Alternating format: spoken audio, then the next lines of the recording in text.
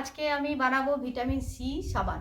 তো আমি কি করে বানাই সেটা চলো তোমাদেরকে দেখাই। তো প্রথমে আমি এই যে মোলটা সাবানের যে বেসটা আছে, এটা গ্লিসারিন বেস, এটাকে আমি প্রথমে ছোট ছোট করে কেটে নেব। আমি কেটে নিয়েছি, পুরো কেটে টুকরো টুকরো করে নিয়েছি। আর এটা দেখছো তোমরা কমলা লেবুর খোসা, এটাকে আমি মিক্সিতে দিয়ে গ্রাইন্ড করে গরম জলে এটা আমি গলতে দিয়েছি।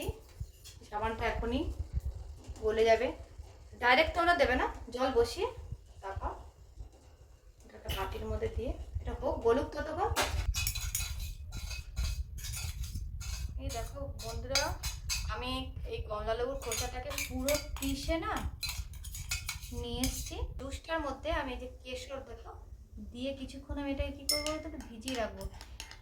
এর যে ভেতরের যে এটা আছে মিলে যাবে এর সঙ্গে, মিলুক। পুরো সব বেসটা পুরো একদম পুরো লিকুইড হয়ে গেছে। আমি এর মধ্যে যে কেশর দিয়ে যে ইয়েটা ভিজিয়ে রেখেছিলাম, কমলা লেবুর খোসাটা গ্রেট করে, আর দেখো এটা গ্রেট করে ভিজিয়ে রেখেছিলাম, এটাকে আমি এখন এটা মিলিয়ে দেবো। এর মধ্যে দেখো ভিটামিন দুটো দিয়ে দেবো, আর দিয়ে দেবো তোমার একটু সামান্য, যদিও গ্লিসারিন বেশি সোপ আছে তবুও আমি এর মধ্যে একটু গ্লিসারিন দিলাম। তো স্কিনকে এক্সট্রা হাইড্রেট করবে, জোজো পাবে। 5-6 ফোঁটা মতো দিলাম। এবার আমি এটাকে ভালো করে মিশিয়ে এখানে ঢেলে দেবো মধ্যের মধ্যে।